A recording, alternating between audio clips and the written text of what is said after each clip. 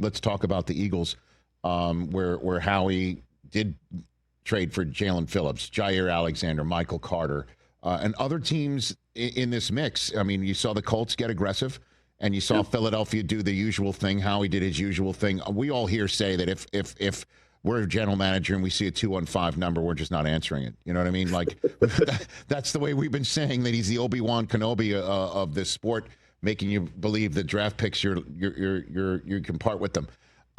So the bottom line is why do you think the Eagles did what they did and other teams didn't?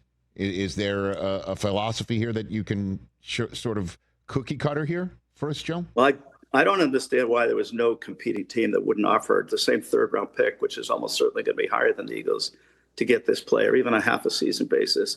You got to remember, the Eagles' philosophy for a long time is they either, which is the case here, they already had accumulated an extra third-round pick in case they needed the flexibility. And if they didn't have one, I'm going to tell you, they would have just taken their first-round pick, traded back 4 spots. They know the math. Let's say you have the 20th pick or the 24th pick. Mm-hmm. The percentage of times you'll hit on the picks exactly the same. So he could take, and just making up a number, obviously the 20th pick, trade up for the 24th pick, he's replaced the third-round pick. So he got the player for nothing, because the odds of the hitting on the same pick in the first round at 20 or 24 or 26 and 30 is the same. I don't know why every team in the league doesn't know that and manage their team as if that's just a fact. But as your question indicated, most teams don't. But it was a good example, though. The Eagles have 6 good defensive linemen. They're used to having 8 or 9. So they're putting a defensive pass rusher as a need when nobody else in the league would look at their roster and think it's a need. So that's where it starts. They have a team-building philosophy that they're committed to. And I believe, they've been winning for 30 years. The people that came through to Philadelphia, like the Sean McDermotts, John Harbaugh, Sean Paytons, Andy Reids, are all practicing a version of the same team-building philosophy. And guess what? I just rattled off probably 5 of the best 7 or 8 teams in the whole league.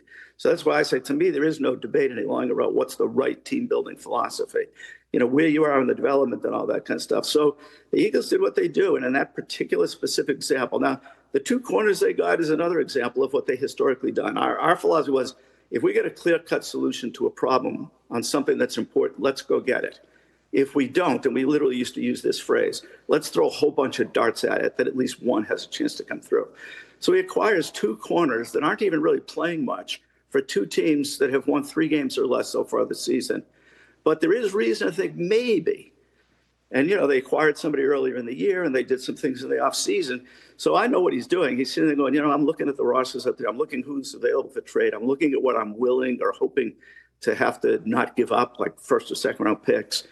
I think I'm better off just throwing a whole bunch of darts at this problem and hoping. I mean, if Alexander plays anything like he did, 2 or 3 years ago, which may not be in the cards, but he's feeling like, if I got 4 of the people that could be him, maybe just one of them will at least come through for just, 8, 10, 12 games, depending on how long they play in the postseason. So to me, it's just very basic common sense, and it is a mystery why more teams aren't copying some of the elements. I mean, the whole league knew Jalen Phillips was available. I mean, San Francisco didn't think it was worth maybe a third-round pick. That's probably a fairly late third-round pick, but much higher than the Eagles. Dallas, they were obviously trying to improve their pass rush. They didn't think he's worth a third-round pick, maybe because they traded the other players who, to me, are good pickups, but they don't really enhance dramatically their pass rush, which, again, is the key. So, the Eagles are just consistently smart. Although, Howie, it's funny to me, I say this to you because, I think you probably witnessed the same thing. For the first 8 years, Howie was the general manager. He made a lot of moves, some very good, some not so good. But no matter what he did, he was criticized for it. He was just totally demonized, especially in the Philadelphia market. Now he's kind of flipped the script, which I can't think of anybody else who's ever done that, to where he gets the benefit of the doubt on every move, he makes. And he's earned that. But he also was over-criticized the first group of years when everybody was looking at the moves he was making, because they weren't winning Super Bowls. They weren't advancing even that deep in the playoffs. And instead of being able to, isolate the moves and make a fair judgment of him, they just lumped him, with a kind of a non-football guy label, and didn't recognize that it was actually proven. Like, I was flabbergasted when Jeff kind of demoted him when Chip was there, because it was obvious to me, at least, and I thought others, that, he had talent. Now, would he become the best general manager of the league? That's a projection and a hope. You can't know that. But it seemed like it was possible. He's got the guts. He's got the fearlessness. He has the ability to evaluate. He's got a strong team building philosophy. So I have no answer to why the rest of the league seems to be sleeping on some things. I mean, he acquired Darius Slay for, I think it was either the third or fourth pick, 5 years ago, and he helped them get to 2 Super Bowls. Where was everybody when that happened? It wasn't that hard to figure that Darius Slay was worth the 3rd or 4th round pick.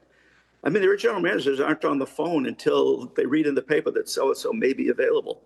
Howie's talking to 31 teams all the time. So he's never surprised by something's coming up. He has a pretty good idea himself. He's not designating all of that. He may designate some of that, but he is constantly has a feel for what's coming up and what's possible. Hey, you made it all the way to the end. Thanks for that. Check us out every single day streaming live on Disney Plus and the ESPN app 12 to 3 Eastern.